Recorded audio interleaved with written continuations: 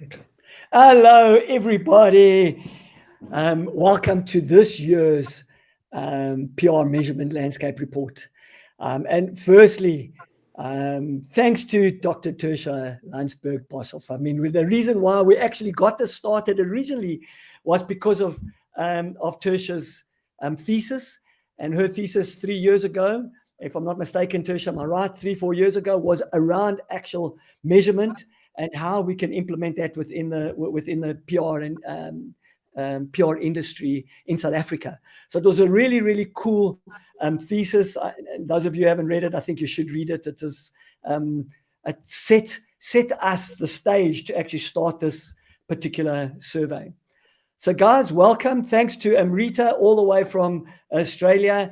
I've seen Amrita this year a couple of times in Cyprus, in London, in terms of the AMEC conference awards, the FIBEP conference. She's one of my favorite people at the FIBEP and AMEC conference, there's no doubt. I mean, she's passionate about this industry, and she can give us a lot of learnings around what's happening in Oz and that region. So Amrita, thanks for joining us and welcome. Thank you. Thank you for having me. Yes. Yeah, Oscar, we've had a long relationship with PAMRO. Yeah, it's been great fun, and I'm so glad that you are now chairing PRISA so we can take this measurement thing forward, because I know how passionate you are around measurement. So Oscar, welcome and nice to see you again. Thank you, Oresti. Fantastic. Guys, I'm going to go through our presentation, but before I go into it, I think the really important thing is to understand, why do we do this PR measurement landscape survey every year? There's a number of reasons. I think is really what we want to try and do is try and see and evaluate how South Africa sits from a benchmark perspective across the globe. The reason why we are part of AMEC and Ornico is part of AMEC is really to kind of understand globally where we are, and are there any learnings out of that? And I know as South Africans how passionate we are around that, but also we do certain things, and I'm at those conferences consistently. We want to be the top of the pops, like every country wants to be.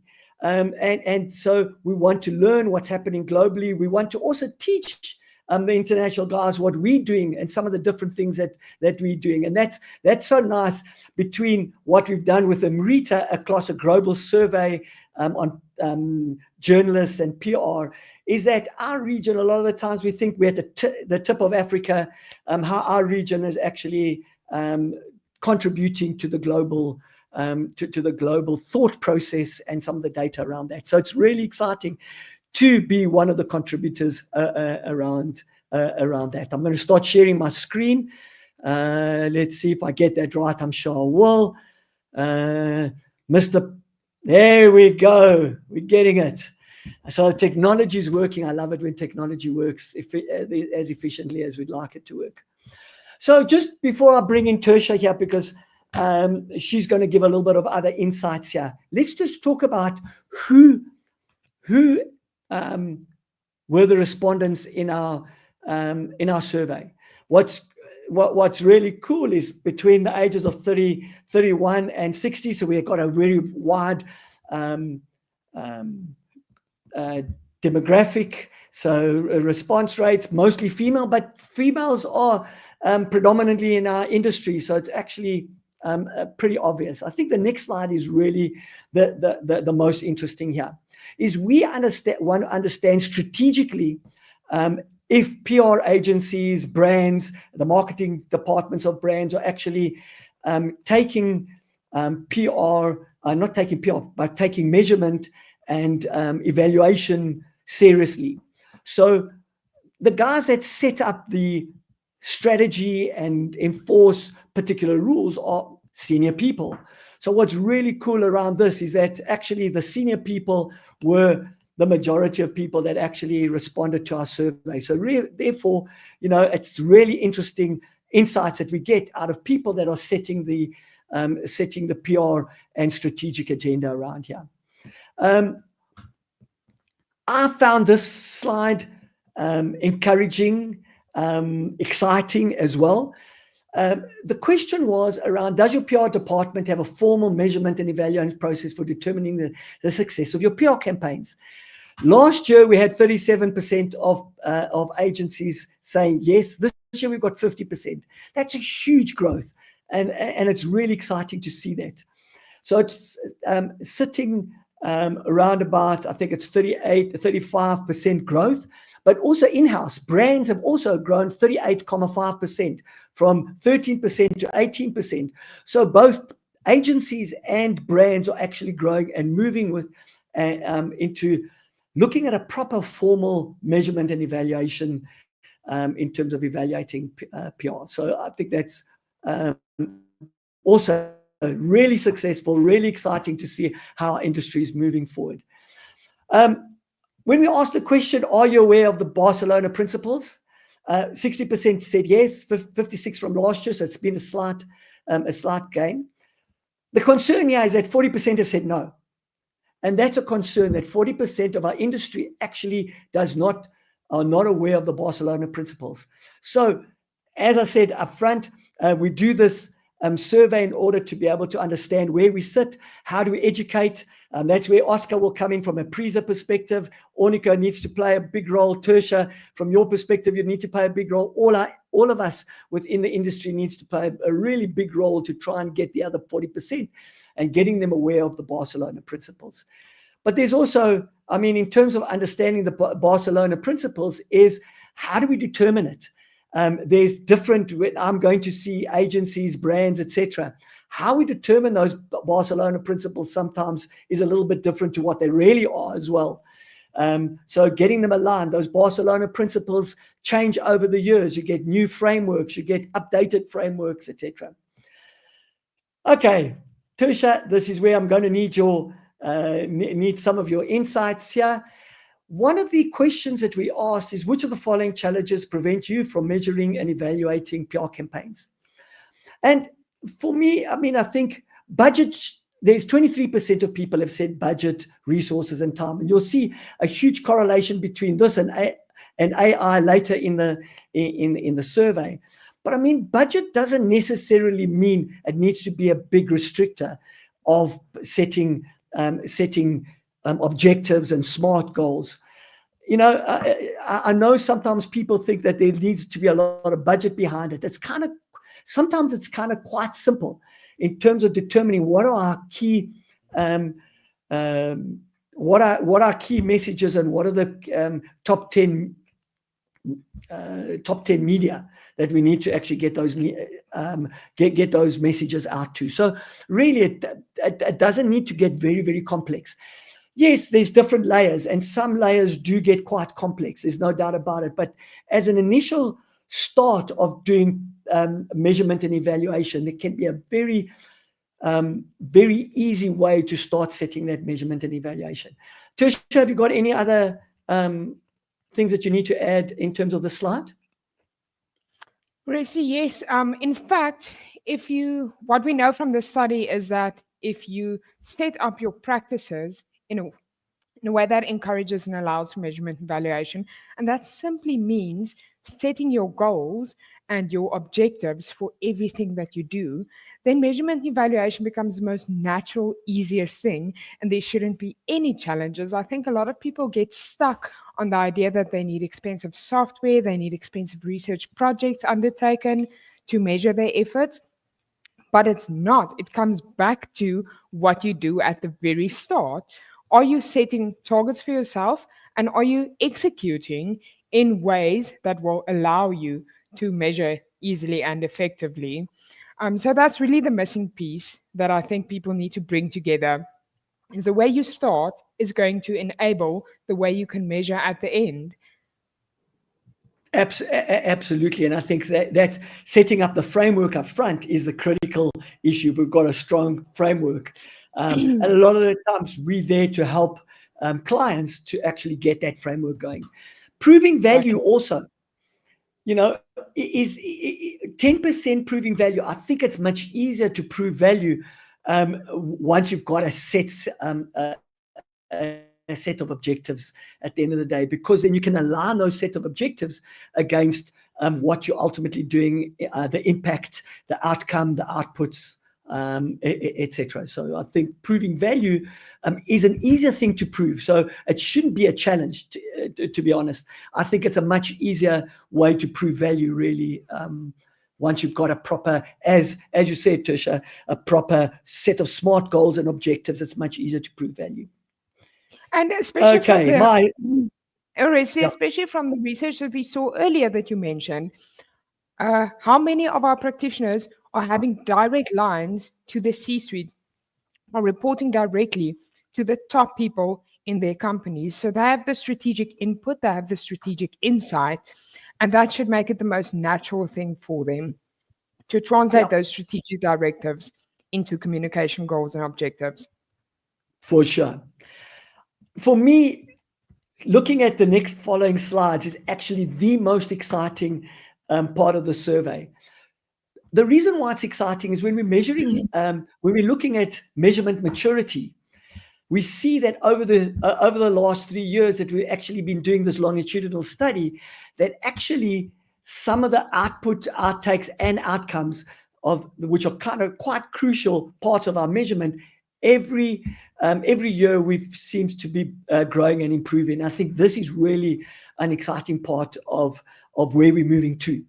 And if that can carry on in the next couple of years, that will make it even more exciting. We'll get more people within that particular net. Tersia, your take on the outtakes and outcomes results? So when it comes to measurement maturity, what I found with my initial study was that you can only achieve measurement maturity if your practice is also mature enough. So if you continue to execute your practice in ways that are output level focused, then you will only be able to measure output level metrics. That's the word I'm looking for. So the statistics about the measurement maturity is so much bigger than what we see on screen here, because it tells us that our practice is becoming more mature, because that's the only way you can get to outcome level measurement, is if you're focusing in your practice on outcome level activities. And that is incredibly heartening to see for the South African PR industry, which has in the past been believed to be a little bit less mature than our counterparts in the US and the EU. So we're definitely, as an industry, moving in the right direction. Cool.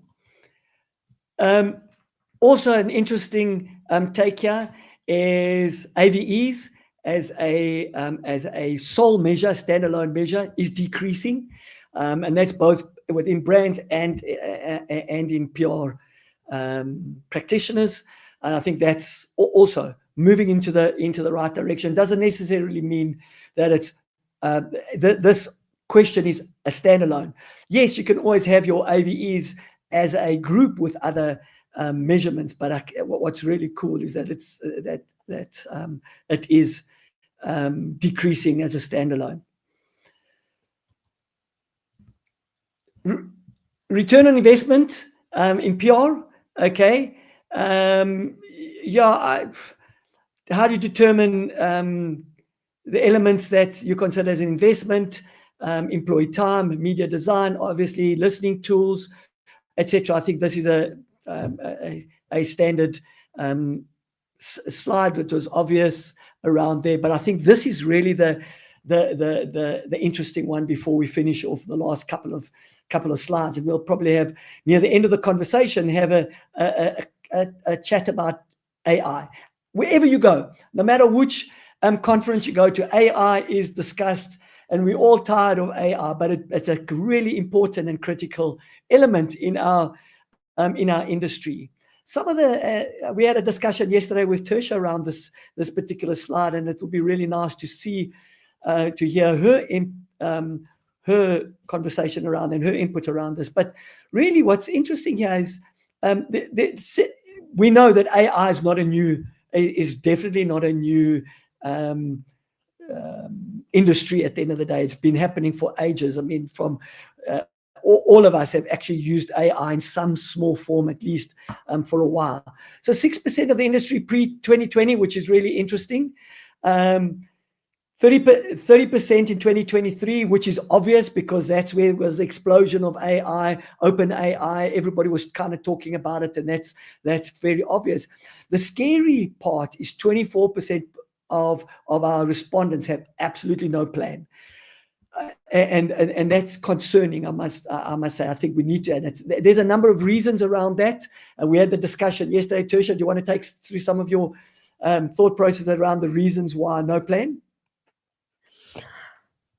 We can only speculate at this point why no plan. It's very strange to begin with that people are not planning on using AI at all, because AI is clearly here to stay. So we can take this in a couple of different directions. Perhaps people are truly so unsure about what the right way is to use AI. Maybe they're waiting for AI use and implementation to mature a bit more before they would even consider using it. But are they perhaps not educated enough as to how they can use AI in their everyday work? And I think an interesting discussion point here is our PR practitioners, are they perhaps afraid that AI is taking the human out of communications? That is the most heartening thing we can think of, that we would actively choose to keep our human connection and our human touch in our communications. Yeah, absolutely. I think the biggest one I suspect would be, and I know we are speculating here, is that people either don't know or really afraid of AI. And I get it. I mean, there's been so much conversation around AI's taking our jobs, AI's doing this, AI, you know what I'm saying? So I get the fear around it. But there are, and part of that that survey really spoke about how we save time, and I haven't got it on the screen, but those of you who are going to download this the report, you'll see PR practitioners within agencies or in the brands are saying how much time they save, how much easier it becomes. So really utilizing it, there's a correlation between that and, hey guys, measurement, we don't have time. Well, here we can help save time by utilizing AI tools around it. What's interesting also in terms of measuring tone and sentiment, yes, there's been an increase from last year, specifically within the survey, which is also really nice. Measuring social media measurement. What is also heartening here is that people are not looking at silos. They're integrating social media with traditional media more and more so. So they're consistently measuring it with other media channels, not just looking at social media as one channel and then all the other traditional media as another channel. Because the consumer, let's be honest, from a consumer perspective, they don't look and they say, oh, this is advertising, this is PR, or this is social, this is print, this is television. They're just getting all these messages across all the different media platforms and the different disciplines, and they're getting all this information, and they dictating what reputation they have of the brand, if they want to make, what messages they get, what products they ultimately want to buy from them. And I think what's really interesting, and social media, I agree, is a very, very important part of the media mix. I was on a webinar yesterday presenting the IAB digital online spend, and 40% of all online spend is now becoming digital. And out of that 40%, the part that was, most of it was paid, but the part that was not paid was mostly social media. And it was interesting how the 73% of people that were on social media actually make a decision on what brand they want to buy on their information on social media. So I do agree that it is an important part of the PR mix, but it can't be a standalone. And I'm happy to see that this is changing amongst our respondents. Tersia, do you want to add anything onto these two slides? Yes, I actually do. Specifically on the one we're seeing now, tone and sentiment with social media measurement. I'm wondering if there's a correlation between more people measuring their social media formally and more people measuring tone and sentiment, which is an outtake-based metric, a much more mature metric. Because it's easier on social media to see tone and sentiment, and it requires very little effort from the PR practitioner to determine that tone and sentiment on social media. So I'm really curious to know if social media and measuring that formally and effectively is making it easier for practitioners to also measure tone and sentiment. Yeah, that's a valid point. But I also do think, I think doing more different kind of research for next year, trying to see how do we get more deeper into some of these conversations will be really cool to see. Absolutely. Yeah, the next question was, my PR department agent sets clear goals for social media platforms. Again, increasing, also exciting. And I think we need to. Social media is, sometimes can be the Wild West. I know it's becoming a lot more mature. We've had it for a lot longer, but it's still a Wild West. X is definitely the Wild West at the end of the day. And I had a question from one of my brands yesterday. Should I still be on X, or should I not? And the statement is they need to make that decision. I can't say yes or no. The reality is people are on X, and your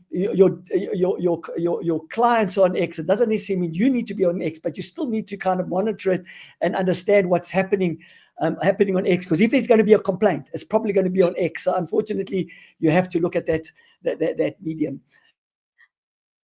But it's really cool that the guys are really setting clear goals for social media, and it does. You're right, Tersia. There's a lot of easier tools, much more automated tools on social media. At the end of the day, to be able to provide that kind of platform. But I think it's also important to be able to get that human element around. And I know there's that fear around the human element, but sometimes that human element does give a different nuanced approach and not a standard approach to what the automated tools does. And this is what I say a lot of the times. The previous slide that we have, sentiment. Sentiment is done by AI at the end of the day, and it gives you a score of positive words in an article, negative words on an article, and it does a bit of calculation. And those can be wrong. I get it. So you need a human being to kind of judge that. Human beings can also be wrong. The nice thing about the AI is they're consistent. They can be consistently wrong on the same article, whereas sometimes human beings can be consistently wrong on the same article. So there's pros and cons either way. That's what I'm trying to get at the end of the day. My PR measures social media conversions, engagements, conversations as a coverage metrics, absolutely, and I think that's growing as well. And I think that is also great to see that it's growing. Use of AI tools, and here we're going into the AI space. We're currently using for idea generation, absolutely. We're planning, another 13% are planning to use it. Media research, task automation. So really some nice and obvious uses of AI.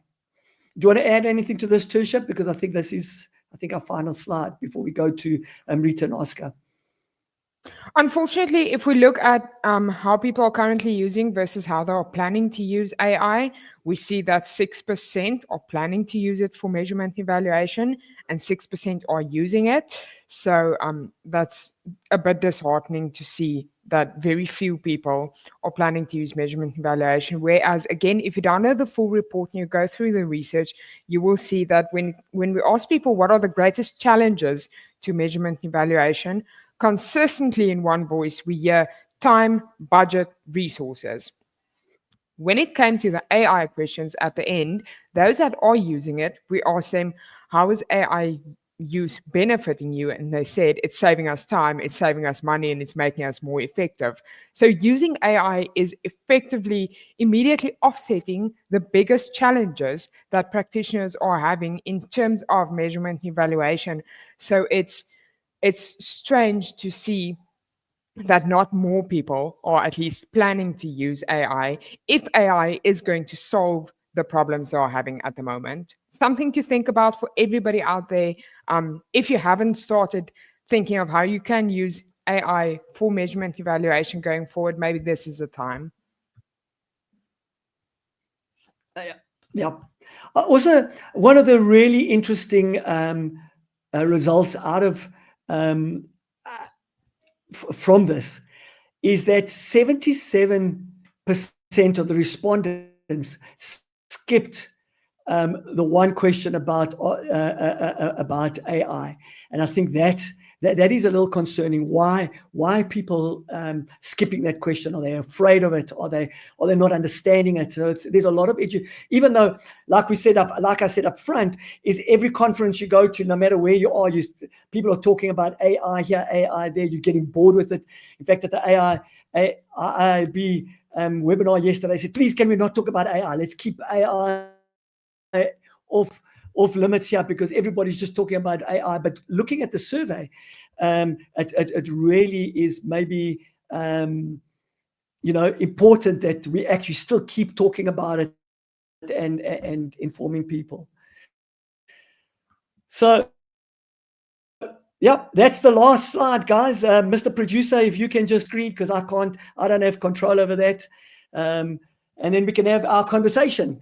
So Amrita, once again, thanks, and it was really cool to hear the Australia, New Zealand, that region. And what are your experiences around measurement? How does our survey relate back to the Australian survey? How did you guys get everybody up to speed, if you did? Can you just give us some insights into your surveys?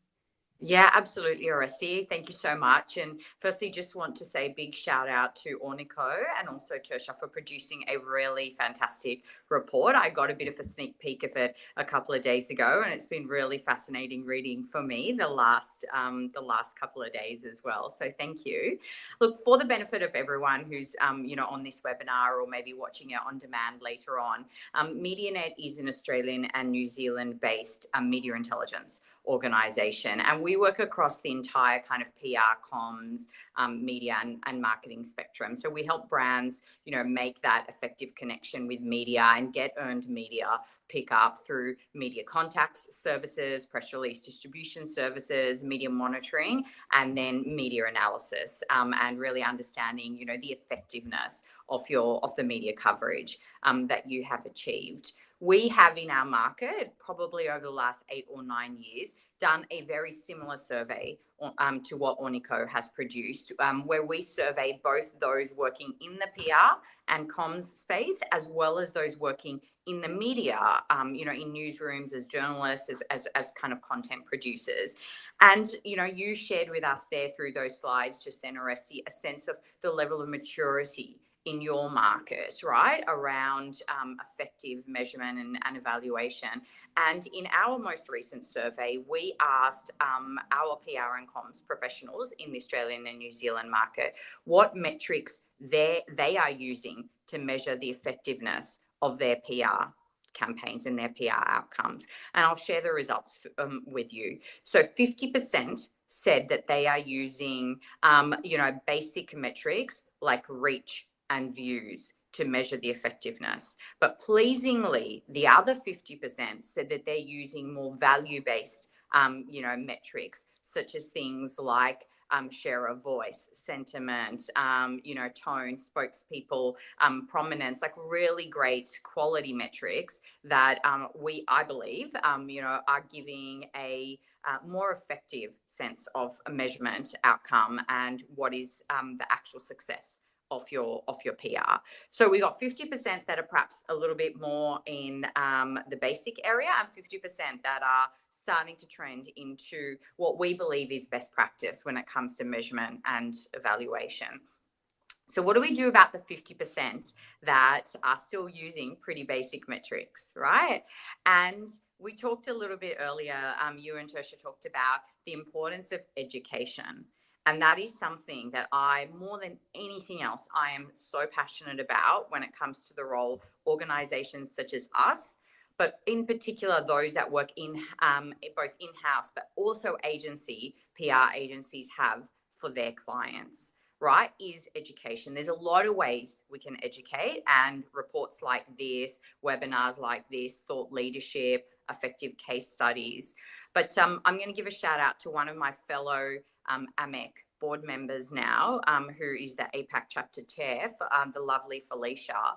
You know, she said something to me and my team one day, and it has been such a profound impact. She said, if you go into every meeting and you ask the question, what is the outcome you are looking to achieve?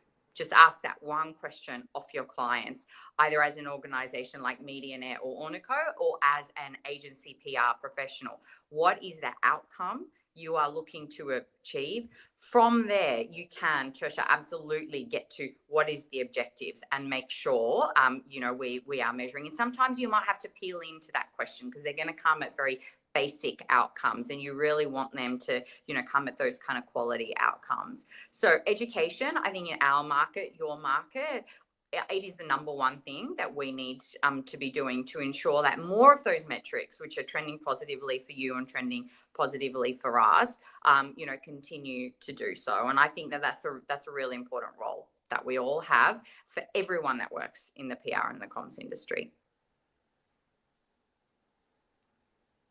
So I think that's like a little bit of a general kind of summary. Brilliant. You know, I think that's been in a bit more detail. Yeah.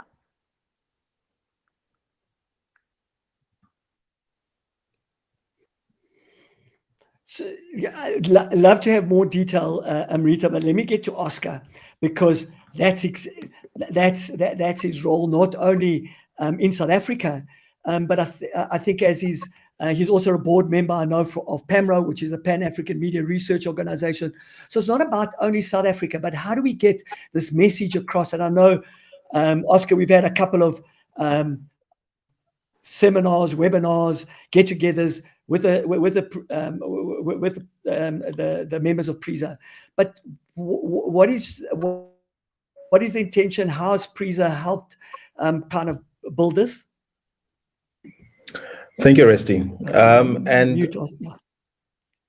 can you hear me? Yes. Okay, perfect. Thank you. And I think really just to start, PRISA stands for the Public Relations Institute of Southern Africa. And we are the only professional body for public relations and communications in South Africa, but also Southern Africa as well, encompassing a few of our Southern African countries.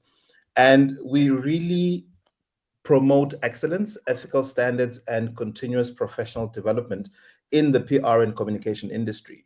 And what we are currently doing now, especially with the new board, and it's something that I'm truly passionate about and championing, is really ensuring that we professionalize the entire industry.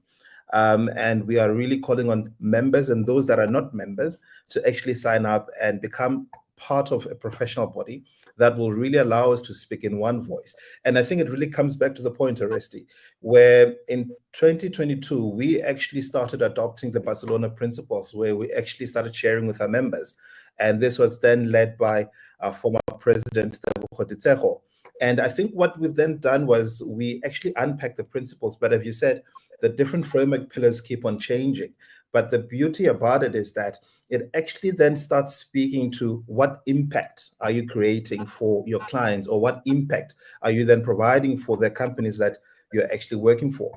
And I think what I've seen as well in my personal research with my MBA that I'm doing and speaking with JC listed companies, they are actually saying we are actually building our own measurement and evaluation frameworks in-house because we understand our business.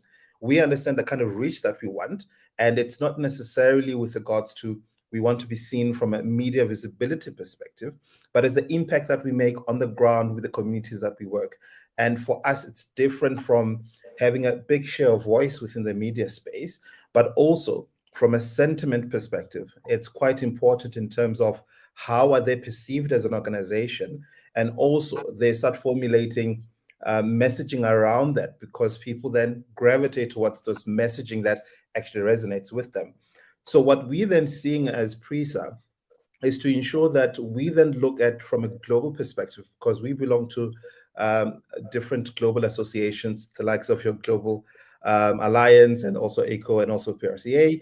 And we are then saying, how can we learn from what's happening from a global stage, and how can we then mirror that from a South African perspective? Because I think what's unique about us as South Africans, we also then have clients that are international. We also service clients from Australia and New Zealand. And it is then to say, how do we then have that commonality measurement tool that can actually be the same when you're in the southern tip of Africa and you're all the way in Australia or New Zealand? It should be the same. And that's how we should be able to measure and actually evaluate from a PR and communications perspective.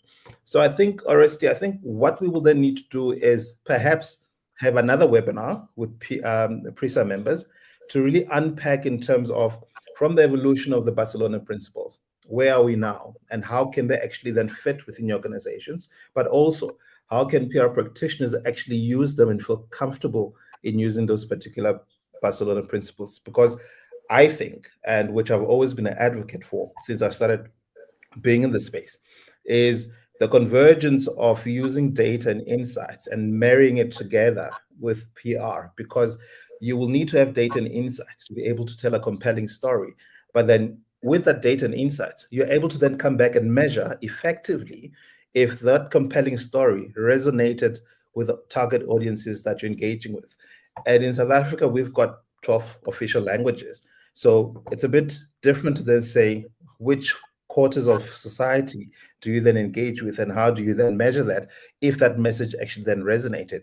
So I think importantly, I think as PRISA, we are there to support the industry, and we are for ensuring that measurement is not a standalone and it's not isolated to one measurement metric, but then it's actually open up to ensure that we're able to service our clients quite differently, and also the organizations that we represent.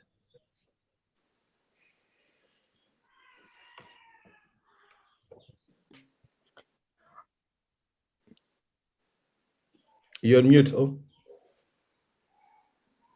Oresti, I think you're still on mute. Sorry. Sorry. So I said, no, absolutely, Oscar. And I think, geez, we should be used to these things. How do you go on mute after 4 years of It's okay. of running virtual? Oscar, just to go back to that, I think that's absolutely. And I think what's really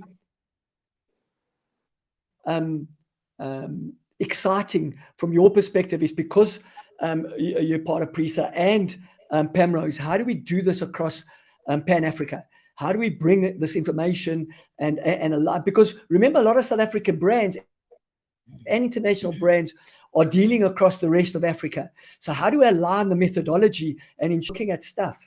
They're actually looking at it not in isolation, again, in those silos, but that can actually utilize the data and the methodologies the same across the different countries. I think that's what's important.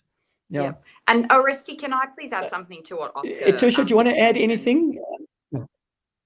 Amrita, you go. Yeah. Okay, thank you. I just wanted to pick up on one of those comments that Oscar mentioned about having more than a single metric to measure PR effectiveness, you know. And I would say, again, to help draw a little bit of comparison for yourselves and the audience as well, we also come up with those challenges around AVEs as a way of measuring PR success, in particular for those that work on the agency side, and the kind of, you know, focus on the single metric as well. So I really like what Oscar's saying there about establishing frameworks and bringing things like the Barcelona principles in more broadly that show that we don't need to have this singular focus on something that is, you know, quite a legacy quite a legacy metric. But again, and it's going to sound like I'm repeating myself, but I will just say education becomes so key to that, and we really need to help.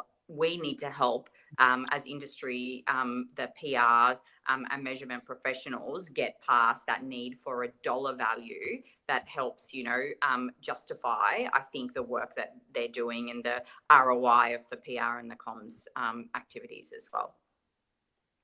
So I have a quick comment that's going to be addressed to both Oscar and Amrita. Especially before you go, Tersia, guys.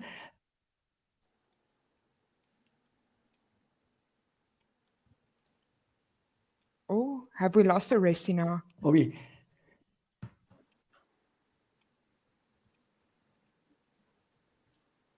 Oresti? Hello? Are you with Am I us? back? Yes. Yes, you're Yes, back. am I back? Sorry, what happened? Yes. I just wanted to say, sorry, Tersia, before you start.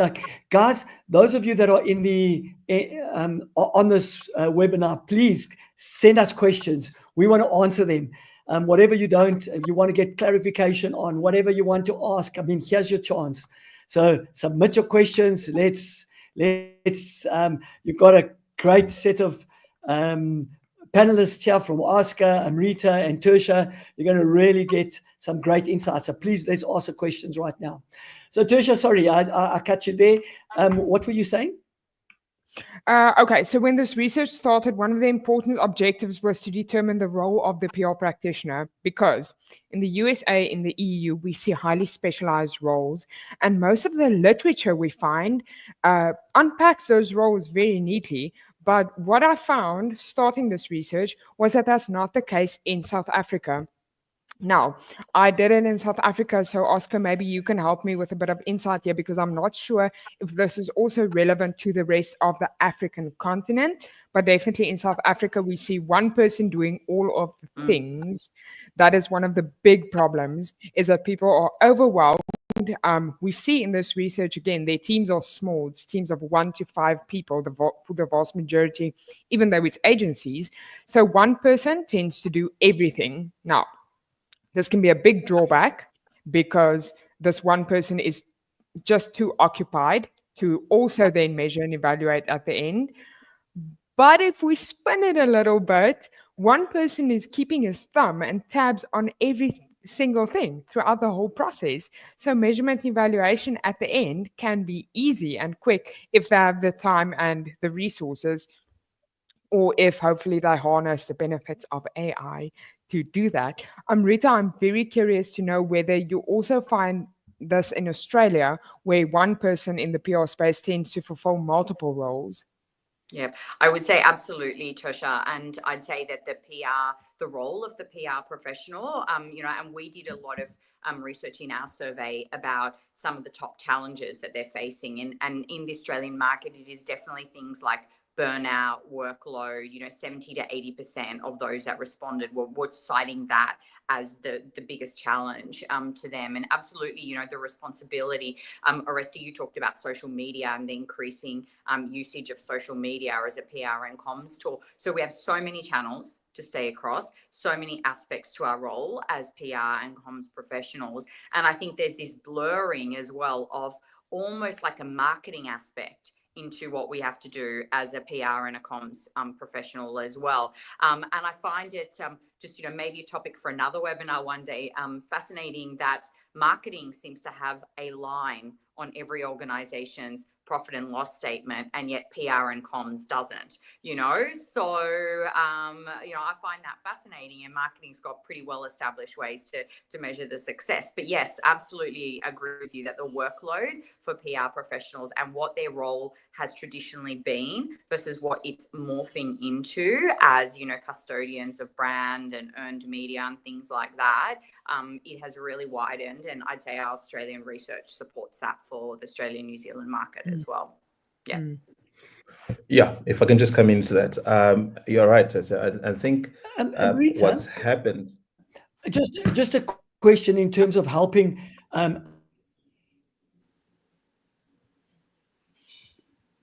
Pardon? No, so I was just responding. Oscar, to please, the initial question to then say, yes, you're quite right with regards to, from a South African perspective, where you see PR practitioners basically having different roles.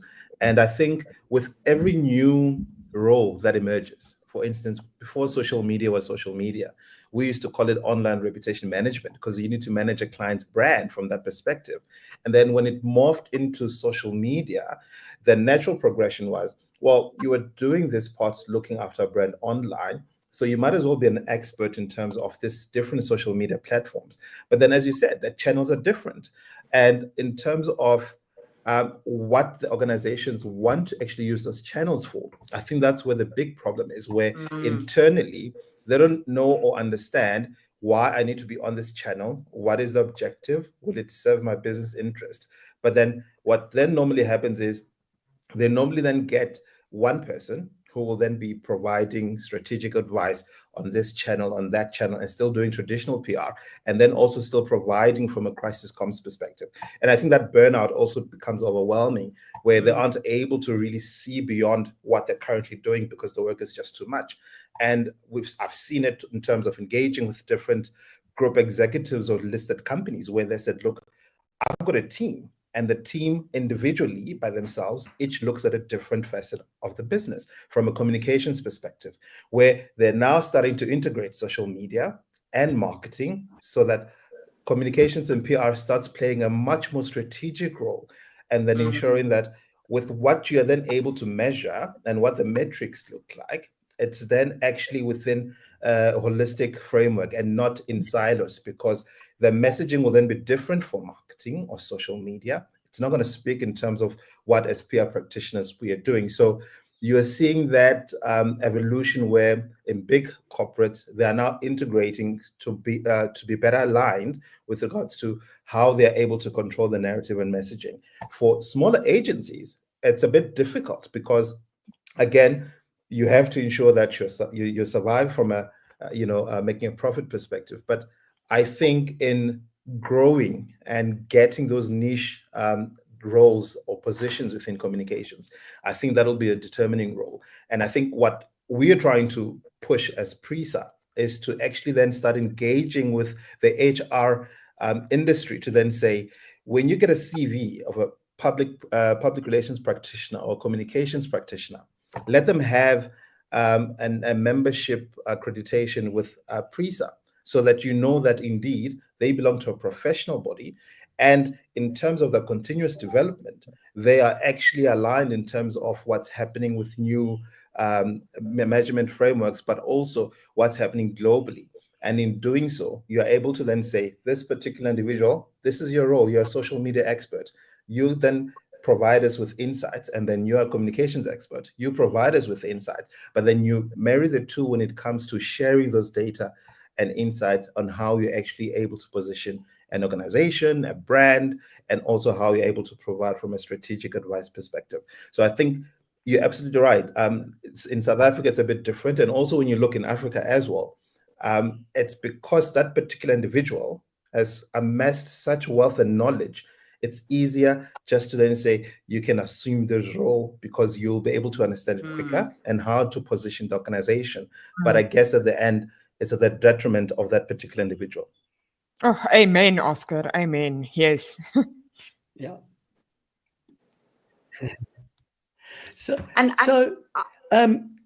Amrita, yes, I'm here. Yes. Okay, this is are the metrics aligned to the Barcelona? It is, and thanks for that question. In that it is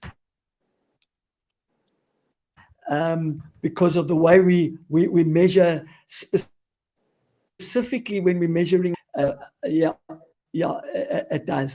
It does align to the, whatever we do with from an Ornico perspective, it's got to align around the Barcelona principles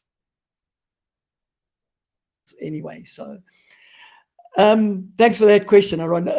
Amrita, I want to actually ask you, and Medianet won 4 or 5 awards at the award ceremony.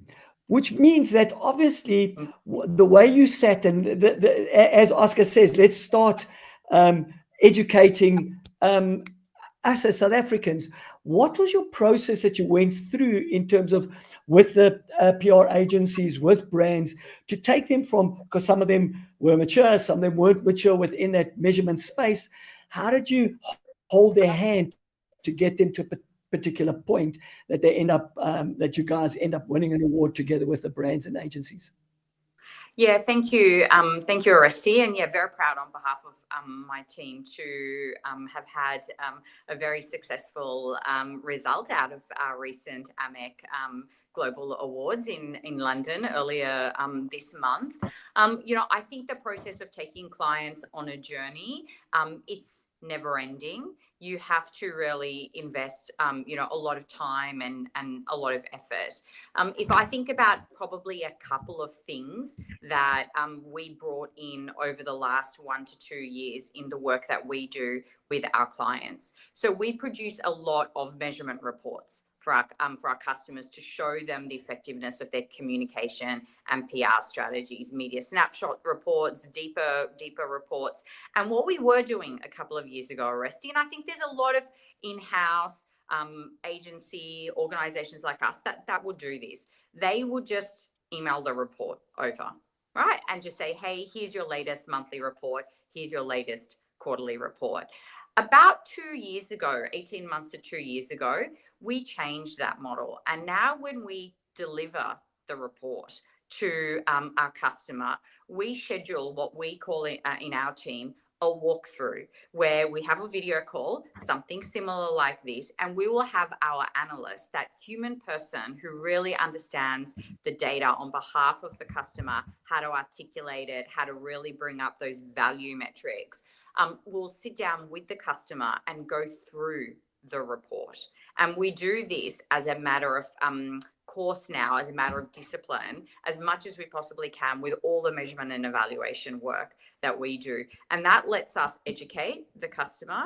It also lets us draw attention to particular measures of success that maybe they wouldn't look at or they wouldn't interpret just reading a PDF report. So I look at that as one really key thing we have done educationally with our customers, one really key change in process.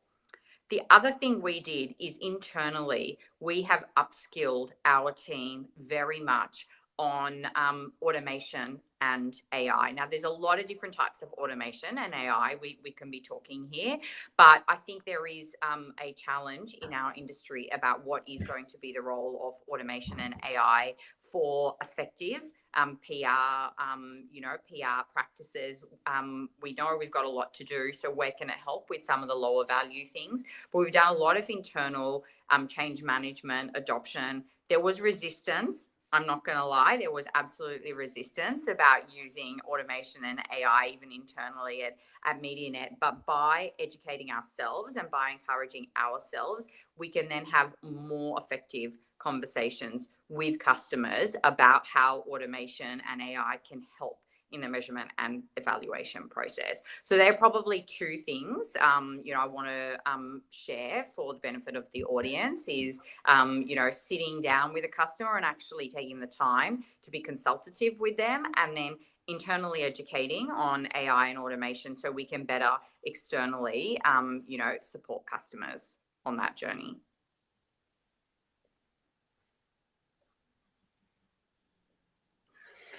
And did you get a lot of resistance at the end of the day when you, in terms of time? Because if you look at the survey, the PR participants said they've got limited amount of time. So to kind of set up these regular meetings, was there a lot of resistance around that?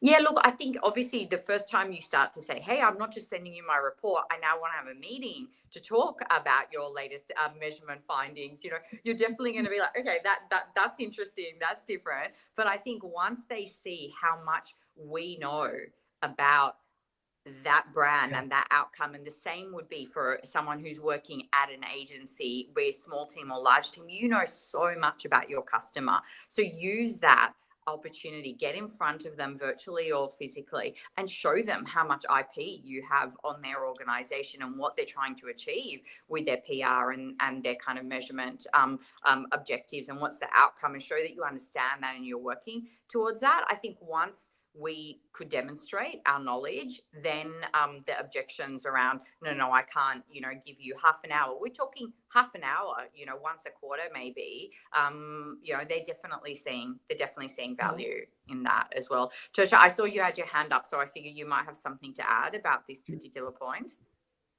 No, I don't have something to add. I'd just like to address some of the comments once you're done. Yeah, absolutely. I'm done. Thank you. Yeah. So, Oresti, there's two comments that's really valuable. The one is from one of our viewers saying that maybe PR pros are waiting for industry organizations, Oscar, that's you guys, and AMEC, to take the lead in setting standards and guidelines. And I feel like PRISA is just literally perfectly positioned because, as we've heard from you, you guys understand the challenges in our local practice so well that you mentioned earlier, maybe it's valuable to have a follow-up webinar that's focused on the use of AI in South African PR practice. And I just think that would be the best thing ever, just to get people on board. Hey? Absolutely. I don't know if you can hear me. And just to go back to... Can you hear me? Yes. Yep. We can hear you. Okay. Yes, and I think you're absolutely right. And I think, so what we've been doing as the new board is based then from, we're very fortunate that we've got a very good composition of agencies and corporates and people from academia and also NGOs as part of the board as well. So it then allows us to then look at it from that particular view to then say, how do we influence and how do we position the industry in terms of it taking the lead? And one of the other things that we actually started doing this year at the PRISM Awards is actually having a 3-day workshop, which then allows us to unpack and interrogate what's currently happening from an agency perspective, what issues are you dealing with, and also what are the resistance that you're facing. And Amrita is right. It's old school in terms of setting up meetings to then take a client through a report, but also for them to understand what it means and why is there a shift if it was something different from what was sent last week, so that client has an appreciation to then see where the brand is gravitating towards, which is part of then the strategy. Because most of the times when clients look at the report, for them, they just look at how many interviews did I get?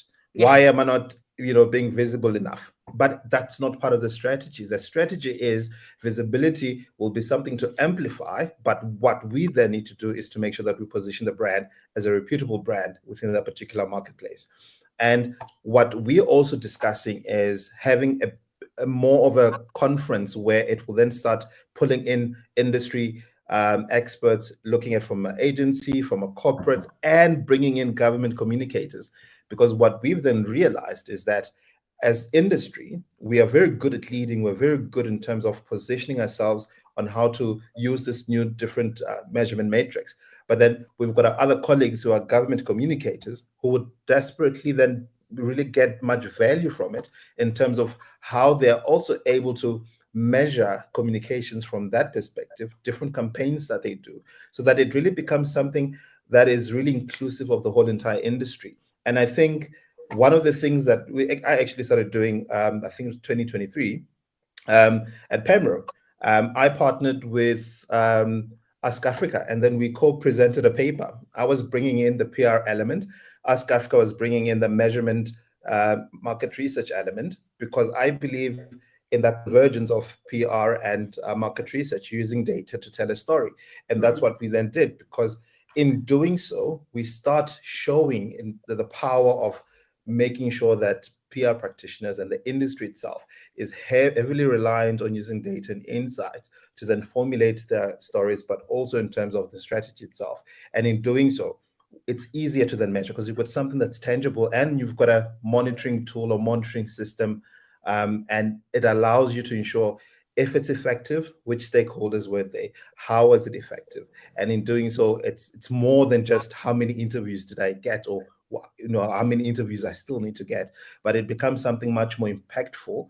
And I believe we still need to fight for a seat in the boardroom. I believe we still need to fight to make sure that when CEOs are crafting or drafting a business strategy for the organization, we need to sit at the table so that we can understand where the opportunities might be for the brand to be attacked, or where it might not align with the values of the organization. We are tired of being called in towards the end when there's a mess for us to clean up from a crisis comms perspective. We want to make sure that we are there from the beginning, so we are part and parcel of the journey and be respected as professionals in our field. Oscar, that speaks to Lesegu's brilliant comment where she said, with AI, seemingly now everyone is a comms specialist, and that just hits too true. Right? Especially in agencies, and if you work with smaller teams and smaller clients and startups, you see that so often where everybody at the brand thinks they can become a comms specialist thanks to ChatGPT. Yeah, I think that's true. Guys, we've actually run out of time. It's an hour that's gone already, believe it or not. I just want to make one point on what you said, Oscar, is outside data. We keep thinking that when we're setting measurement, it's got to be our own data. It doesn't have to be. It can be a brand health study. It can be a consumer study. It can be so many other studies that are outside of what we ultimately do, and bring it in and measure it against that. But yeah, we've run out of time, and I'm sure people have set that time in there. Appreciate your time, Amrita. Always a pleasure. Thank you. And Thank you. Medianet has done some incredible stuff. And it's really great to see how you guys have evolved and changed as the industry has done that. And Tersia, as always, without you, thumbs up, and thank you very much for all your efforts and analysis and drive to actually get us to where we are. So thank you very much, guys, to everybody out there that actually has joined us. I agree with Amrita and Tersia. We need to have more conversations. We didn't, and we thought we wanted to. We didn't even have time to actually touch on AI, but maybe next time. Guys, thank you very much. Thank you, everyone. Thank you. Thank you. Thank you, everyone. Enjoy. Have a good Friday. Okay, producer, you can now.